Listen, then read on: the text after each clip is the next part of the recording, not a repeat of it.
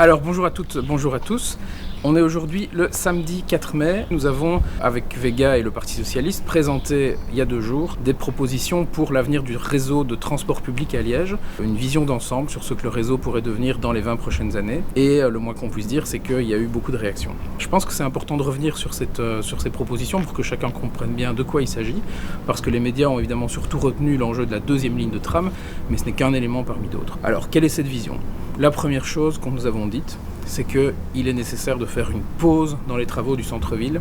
Le centre-ville aujourd'hui est essoufflé. Beaucoup de commerçants sont vraiment en situation très difficile et encore beaucoup ceux qui ont survécu au chantier du tram. Et donc nous sommes d'accord pour dire qu'il est nécessaire de faire une pause de plusieurs années, 4, 5, 6 ans, d'arrêt des chantiers importants dans le centre-ville. Alors c'est amusant parce que nos adversaires ont répliqué à la proposition en disant « mais surtout pas de travaux ». Or, qu'est-ce qui se prépare aujourd'hui ? C'est une ligne de busway, une ligne de bus à haut niveau de service, même 2 en fait, qui vont traverser le centre-ville et qui promettent dès l'année prochaine un nouveau chantier d'ampleur similaire à celui du tram. Donc là, il y a déjà un point que je pense qui mérite d'être clarifié. Ce que nous proposons, c'est d'abord de calmer le jeu, de ralentir, de prendre le temps de laisser le centre-ville souffler. Deuxième chose que nous disons, c'est qu'il est nécessaire d'avoir une vision structurée, d'ensemble. Cette vision, elle repose sur 3 principes clés. Le premier principe, c'est la capacité. Le réseau de transport public à Liège aujourd'hui, il sature. Tous les gens qui utilisent le bus le savent, les bus sont chargés, très chargés, surchargés. Et ça va être encore pire si on réussit le report modal que le gouvernement annonce dans sa vision FAST, multiplié par 3 la part modale du transport public à Liège. C'est énorme, 2,5, un peu plus dans les agglos, donc à peu près 3. Mais on a aussi des perspectives de diminution du coût du tarif. Et notamment le PS s'engage là-dessus, sur un chemin vers la gratuité pour certains publics, la quasi-gratuité, et à terme une gratuité, une quasi-gratuité de l'ensemble des transports publics. Deuxième principe, c'est l'intermodalité. Il est absolument essentiel que le réseau de train et le réseau tech fonctionnent comme un seul réseau. Quand vous allez à Paris, vous utilisez aussi bien le RER que le métro. Vous utilisez le même type de transport, vous utilisez la même signalétique, la même application pour vous déplacer. Ça doit être le cas à Liège aussi. Il faut qu'à Liège, nous parvenions à avoir une intégration complète du réseau tech et du réseau SNCB au niveau des horaires, au niveau de la signalétique, au niveau des tarifs et des billets. Le troisième principe, c'est la question du maillage. Nous voulons sortir de la monocentralité qui fait qu'aujourd'hui, quasiment tous les déplacements à Liège passent par la place Saint-Lambert, un peu par la gare de Gemep. Il faut qu'à l'échelle de l'arrondissement, à l'échelle du bassin de vie, on fasse émerger des polarités périphériques, Herstal, Seraing, Anse, Fléron, Chênay, etc. et avoir des liaisons, notamment des liaisons bus fortes entre ces pôles périphériques. Aller vers un réseau de mailles et plus un réseau concentrique. Pourquoi ? D'abord parce qu'un réseau maillé est beaucoup plus efficace, beaucoup plus à même de desservir, d'offrir des déplacements qui ne sont pas des déplacements pendulaires, donc qui vont du centre à l'extérieur, mais également parce qu'un réseau maillé est en fait plus capacitaire et plus résilient, c'est-à-dire qu'il va être plus à même de résister à des perturbations. Si vous avez aujourd'hui un accident sur la piste des bus entre Saint-Lambert et Guillemins, c'est l'ensemble du réseau de bus qui est par terre à Liège. Venons-en aux mesures concrètes, qu'est-ce que nous avons proposé ? Principalement 3 choses.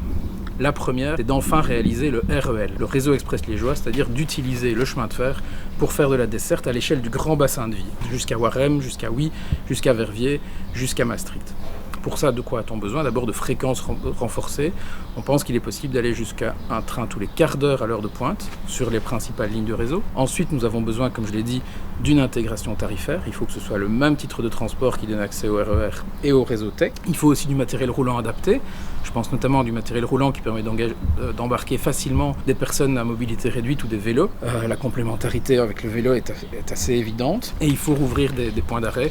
À Liège, il faut notamment rouvrir la place Vivenis, il faut rouvrir les Vennes, Cornillon, mais il n'y a pas que des arrêts à Liège. On pense aussi par exemple à La Préale, on pense à Quincampoix, on pense Val-Saint-Lambert, Flémalneuve et des choses comme ça. Deuxième enjeu, c'est le réseau busway et tram. On sait qu'aujourd'hui, le TEC propose, le TEWE, l'Office du transport wallon, propose de réaliser 4 lignes de bus à haut niveau de service sous le label commercial Busway sur 3 axes. Un axe vers le Sartillement, un axe vers Fléron et un axe transversal qui s'appelle la transurbaine entre Anse et Chênay. Cet axe de la transurbaine, nous savons qu'il sera saturé, que le bus à haut niveau de service, qui permet de transporter 2500 à 3000 personnes à l'heure dans sa configuration la plus forte, que ce bus à haut niveau de service ne suffira pas à rencontrer la demande le long de cet axe. Pourquoi ? D'abord parce qu'en termes de population, il y a plus de population desservie le long de l'axe de la transurbaine, donc Anse-Chênay, que le long de la ligne 1. Ensuite, parce que cette ligne 2, cet axe, la ligne 2 du tram, c'est bien notre proposition, cette ligne dessert un grand nombre de gares. Donc il y a vraiment un grand enjeu d'intermodalité, notamment à Anse, notamment à Chennai, à Angleur, potentiellement à la Bonne-Femme, là où on va rouvrir un arrêt, et à la gare du Palais. Cette ligne, elle dessert aussi un des plus gros hôpitaux de l'agglomération, puisqu'elle passerait par le Mont-Légia. Et de surcroît, on sait que le long de cet axe, il y a plus de 10 000 logements qui sont en projet aujourd'hui. Et le fait de mettre un tram permettra d'avoir une exigence forte en termes de qualité, en termes de choix modal, c'est-à-dire de construire des logements qui sont pensés autour du tram, autour de la possibilité de se déplacer en tram, mais aussi des pistes cyclables qu'on va construire autour. Toutes ces raisons font que nous pensons qu'il est nécessaire d'aller vers le tram, donc de ne pas passer par l'étape BHNS. Par contre, les deux autres axes de BHNS, nous souhaitons les conserver. Celui sur le Sartillement est en chantier. Celui sur Fléron pourrait être non seulement conservé, mais amélioré, notamment en reprenant le budget du busway, qui est aujourd'hui très fortement sous-estimé, et en le redirigeant vers les deux axes qu'on conserve, Fléron et le Sartillement. Troisième enjeu, c'est des lignes de rocade. J'en ai un peu parlé en parlant du maillage. Nous voulons créer des nouvelles lignes de bus qui relient les périphéries aux périphéries. Je prends 2-3 exemples. Une ligne qui relierait Herstal à Anse en passant par Vothème et Raucourt. Avec à Vothème l'émergence d'un pôle de mobilité alliant un P+R, alliant le téléphérique qui arriverait là-bas, alliant plusieurs lignes de bus qui trouveraient leur terminus là-bas. Autre ligne, une ligne qui relierait Flémal à Anse via l'aéroport. On sait que l'aéroport aujourd'hui, il y a une grande difficulté pour les travailleurs qui sont là de se déplacer en transport public. Il y a un potentiel de développement. Une troisième ligne se relierait Anse au CHU via Gemep et Ougré. Vous le voyez, Anse émerge vraiment dans ce schéma, et ce n'est qu'un exemple, mais c'est un des exemples les plus forts, comme un point très central, un point nodal du réseau, dans lequel on pourrait vraiment avoir un pôle intermodal à Anse, autour duquel beaucoup de choses se construiraient. Donc on croit très fort que la gare d'Anse, qui est connectée à Bruxelles, qui serait le terminus de la ligne de tram transurbaine, qui serait le terminus de plusieurs lignes de rocade, pourrait devenir un pôle de mobilité à l'échelle de tout l'arc nord de l'agglomération, depuis Flémal jusqu'à Herstal. Voilà grosso modo la vision qui est proposée.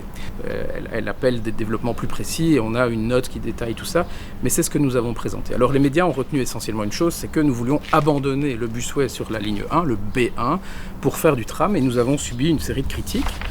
Alors ce qui me marque en fait dans ces critiques, c'est que très peu rentrent dans le débat de fond.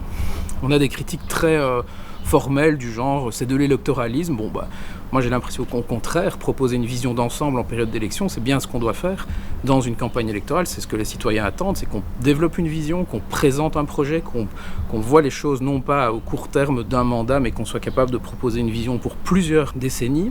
C'est ce que nous faisons ici. Et le Parti Socialiste, en s'engageant sur cette voie, je pense, fait preuve de courage. D'ailleurs, c'est amusant parce qu'on a des libéraux qui nous reprochent à la fois d'être électoralistes et en même temps nous annoncent qu'on va être sanctionnés aux élections en raison de cette proposition. Donc il faut savoir. On entend aussi que c'est démagogique, que c'est stupide, etc. Enfin bref, les critiques qu'on entend sont surtout des critiques de forme qui s'abstiennent de rentrer dans le débat. En faisant cette vidéo, c'est vraiment ça que j'ai envie de passer comme message. Nous avons besoin de débats de fond. Nous avons besoin de débats contradictoires. Et je m'adresse ici aussi bien aux journalistes qu'à nos concurrents politiques. Prenez au sérieux la proposition qui est ici sur la table. Ça n'est pas une proposition qui sort d'un chapeau, c'est le résultat de très longues années de travail, d'une réflexion approfondie, et cette vision, tout le monde s'accorde à dire qu'elle est nécessaire aujourd'hui. Tout le monde s'accorde à dire que la région liégeoise ne peut pas rester dans cette situation où ces transports fonctionnent aussi mal. Alors dans les objections qui nous sont faites, on nous dit aussi que nous ne nous préoccupons pas du court terme, qu'on va laisser les gens sans solution. Pas du tout. Dans la proposition que nous faisons, il est prévu de créer dès à présent, très rapidement, une ligne de bus renforcée avec des mesures de priorisation légères, de type priorisation au feu, ligne peinture sur le bitume, etc. Mais donc sans refaire toute la voirie, il nous semble qu'il est préférable de mettre en place cette ligne le plus vite possible, le besoin existe, mais de le faire sans dépenser énormément d'argent public. Parce que tout le monde s'accorde à reconnaître, et on a des tweets d'à peu près tous les gens qui nous critiquent aujourd'hui, qui disent que oui, à long terme, il faudra un tram. Le long terme, c'est quoi? C'est 15-20 ans. Ça veut dire que ce que propose aujourd'hui Ecolo ou le MR, c'est de dire qu'on va faire une ligne de busway, de BHNS, qu'on va ensuite devoir la casser pour, dans un deuxième temps, construire le tram.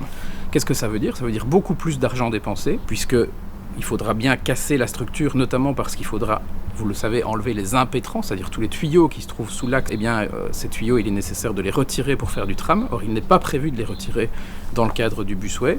Donc, ça veut dire qu'il faudra casser les nouvelles voiries pour pour enlever tout ça, et ensuite faire le tram. Nous pensons que ce n'est pas une bonne approche. Cette approche, elle va aussi représenter 2 fois des travaux pour les riverains. Une fois les travaux pour construire le BHNS, puis ensuite des travaux pour démolir le BHNS et construire le tram à la place. Qui peut sérieusement défendre auprès des riverains qui vont avoir à subir ces travaux qu'il est nécessaire de faire 2 fois des travaux alors qu'on pourrait aller pour un prix pas tellement plus élevé directement vers un axe de tram. Alors venons-en au cœur du projet, combien ça coûte, les enjeux de budget. Première chose, combien coûte le BHNS ? Aujourd'hui, on parle d'une enveloppe de l'ordre de 100 millions d'euros et tous les spécialistes qui nous disent que c'est absolument pas réaliste. Donc la région wallonne a sous-budgété son busway qui va sans doute coûter entre 200 et 300 millions d'euros. Ça, c'est déjà un problème parce qu'on s'engage dans un chantier qui va en fait coûter beaucoup plus cher que ce qu'on annonce, ce qui augure de nouveau d'arbitrage budgétaire compliqué au détriment in fine de la région liégeoise.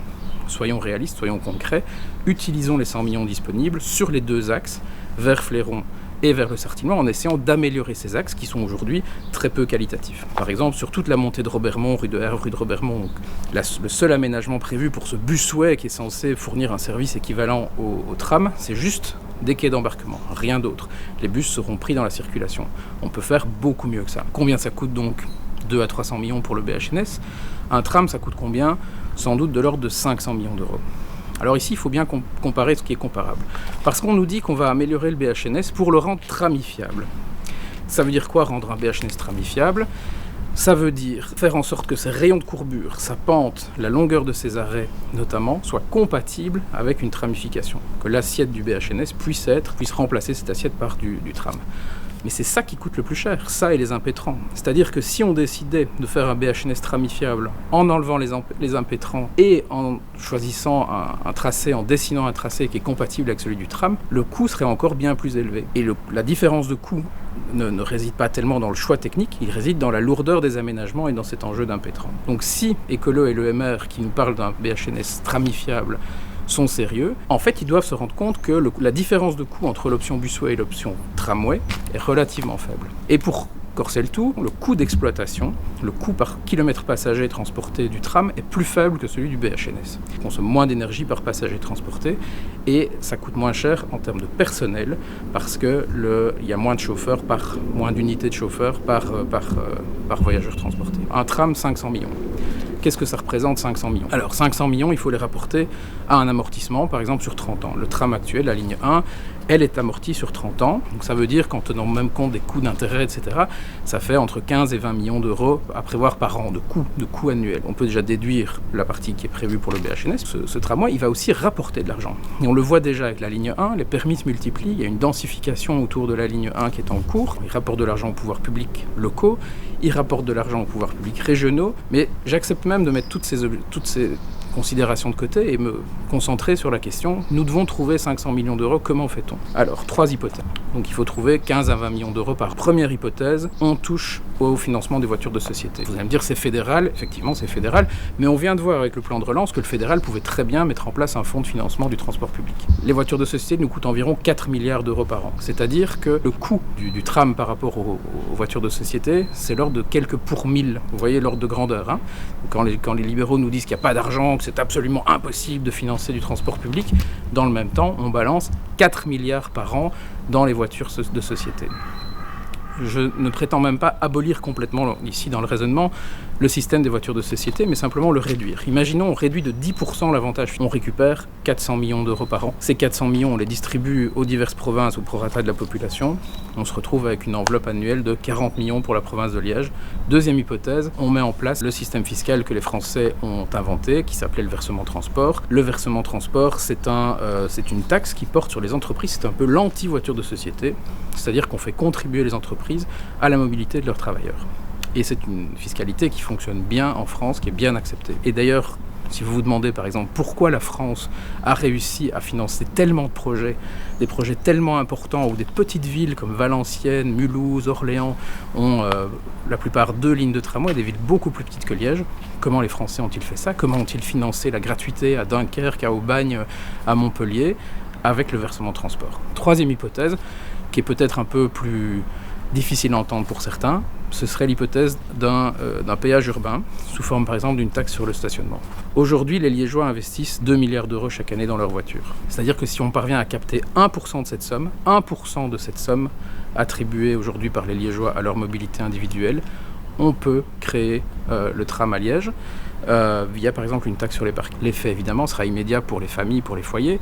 D'abord, tous les gens qui n'ont pas de voiture verront leur mobilité s'améliorer, mais aussi beaucoup de familles qui aujourd'hui sont dépendantes de la voiture, faute de pouvoir se déplacer autrement, avec un système de transport fonctionnel, pourront se passer par exemple de la deuxième voiture du ménage. Donc investir dans le transport public, ça n'est pas de l'argent gaspillé, c'est de l'argent économisé pour tout le monde, pour les ménages, pour la collectivité et à l'échelle plus systémique, plus globale. Aujourd'hui, tout le monde s'accorde à dire que notre démocratie, elle est malade, elle va pas bien. Il y a certainement énormément de choses à faire pour améliorer les choses, pour retrouver une capacité collective à délibérer. Mais je suis convaincu qu'un point incontournable, c'est de retrouver la capacité à formuler du projet, à formuler des idées et à en débattre sereinement. Et je constate qu'aujourd'hui, c'est compliqué à Liège. C'est compliqué pour beaucoup d'acteurs, pour beaucoup de personnes qui réagissent, de réagir autrement que par une invective. Ce que nous proposons ici, ce que nous mettons sur la table, mérite mieux que des invectives, mérite mieux qu'un traitement au picrate, mérite un débat.